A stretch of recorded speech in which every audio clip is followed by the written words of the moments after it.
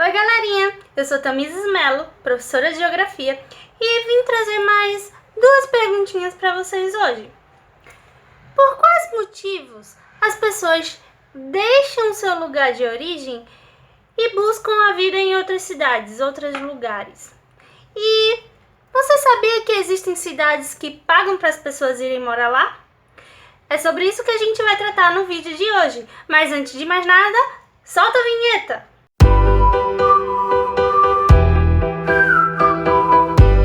Primeiramente, para a gente entender o que leva uma pessoa a deixar a sua terra natal e ir tentar a vida em outra cidade, precisamos entender também o que é migração.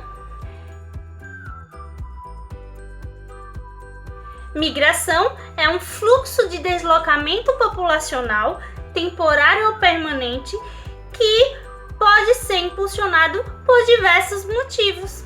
Dentre eles, questões econômicas, perseguição política ou étnico-racial, guerra civil em um certo país ou região, desastres ambientais, a fome e até mesmo por questão de lazer ou trabalho. Enfim, não importa qual é o motivo que levou uma pessoa a migrar.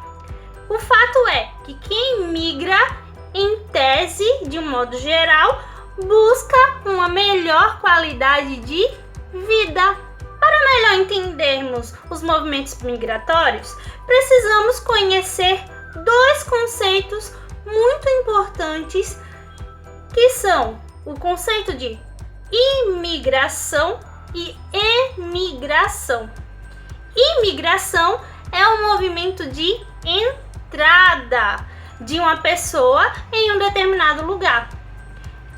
Emigração é o movimento de saída de uma pessoa de um determinado lugar. Parece até meio óbvio que quem sai de um lugar quer chegar em algum lugar. Então, quem emigra, imigra, certo? Não esquece. Mas então, o que leva a pessoa a migrar? Bom, eu já disse que quem migra está buscando uma melhor qualidade de vida.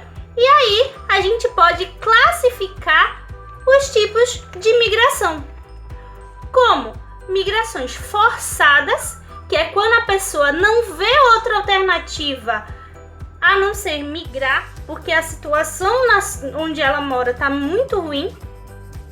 E essa migração forçada pode ocorrer por alguns fatores, como por exemplo, severidades ambientais, como ocorre no sertão do Nordeste, guerra civil, como está ocorrendo na Síria, e muitos refugiados estão fugindo do seu país e buscando abrigo em outros países. Perseguição política, como a menina Malala sofreu porque ela queria estudar e lá no Paquistão mulheres não podiam estudar e ela passou a ser perseguida politicamente. Acidentes químicos e nucleares, como o acidente nuclear da usina de Fukushima, no Japão, em 2011, onde a cidade teve que ser isolada e evacuada completamente por conta da radiação. Também é considerado uma migração forçada o tráfico internacional de pessoas. E creio que eu nem preciso explicar por que é uma migração forçada, né? Além das migrações forçadas, também temos as migrações voluntárias, que é quando a pessoa simplesmente quer migrar buscando uma melhor qualidade de vida. Esse tipo de migração, ele é dividido em três. Migração pendular, que é quando a gente migra diariamente de uma cidade para outra por motivo de trabalho ou de estudo. Por exemplo, eu moro na cidade de Jaboatão, em Pernambuco, e migro para a cidade do Recife, porque a escola que eu trabalho fica lá. Então, eu faço um movimento pendular. Todo dia eu saio da minha casa em uma cidade e vou trabalhar na outra cidade e volto para minha casa, certo? Migração sazonal ou de transumância. É esse nome difícil mesmo. Essa migração ocorre quando a pessoa migra em um período específico do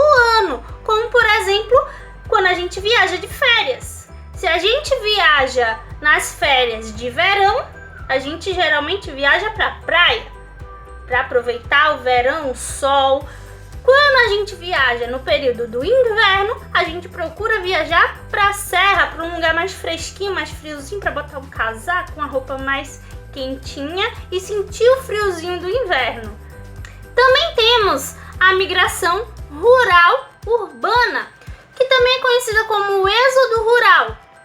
É quando as pessoas migram do campo para a cidade, visando que na cidade ela vai ter uma maior oportunidade de buscar trabalho que não está encontrando no campo.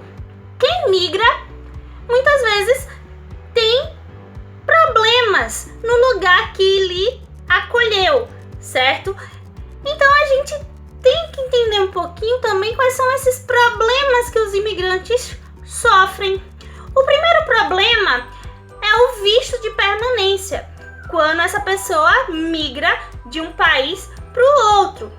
Para quem não sabe, o visto é uma licença que o governo do país dá para que essa pessoa permaneça no país temporariamente ou permanentemente. Geralmente o visto temporário ele pode ser tirado por um período de férias, ou se você é estudante também é um tipo de visto temporário. E se você consegue um visto permanente, dependendo da flexibilidade do país, geralmente é por meio de casamento com um nativo ou por você ter tido filhos nascidos naquele país, você também consegue um visto em alguns casos. Caso você viaje para um país e não tenha conseguido um visto, você é tido como imigrante ilegal e vai ser convidado a se retirar do país e voltar para o seu. Pede pra sair! Pede pra sair! Pede pra sair! Pede pra sair! Outro problema enfrentado pelos imigrantes é a xenofobia, que significa preconceito contra o imigrante. Os xenofóbicos possuem um pensamento, na maior parte dos casos, que o imigrante chega em seu país com a intenção de roubar os empregos dos nativos e acabam dificultando a entrada desse imigrante no mercado de trabalho, restando para estes apenas subempregos informais na maioria dos casos. Percebam que eu disse que, em geral, a xenofobia ocorre contra imigrantes de países diferentes. Porém, o Brasil é um dos poucos países do mundo onde existe xenofobia contra o seu próprio povo. Algumas pessoas de algumas regiões socioeconômicas mais privilegiadas possuem um sentimento xenofóbico contra pessoas de regiões socioeconômicas menos privilegiadas. Particularmente para mim, eu não vejo nenhum motivo para isso, já que a gente está dentro da mesma nação, pertencemos ao mesmo país, somos todos brasileiros. Fica o recado.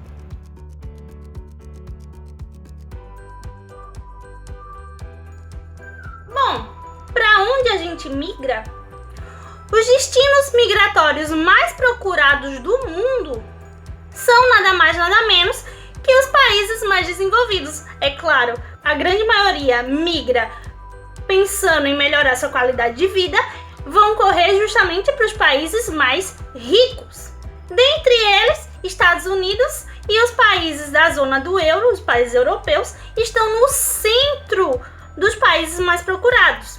Porém, esses países são os que têm as políticas migratórias mais rígidas, consequentemente. Para vocês terem ideia, desde o atentado de 11 de setembro de 2001, os Estados Unidos vêm adotando políticas migratórias cada vez mais rígidas, principalmente para com imigrantes de países subdesenvolvidos, com medo de novos atentados. Mas não pensem que eu esqueci.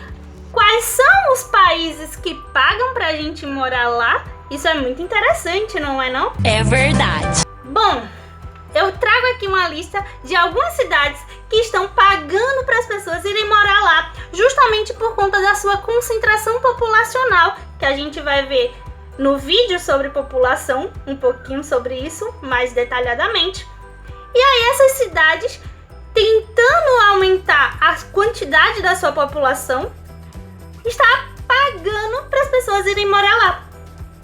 Eu trouxe aqui 5 cidades, só para vocês terem uma ideia. Posso colocar na descrição aqui do vídeo a lista com mais algumas cidades para quem tiver interessado em ir morar em outro país, certo?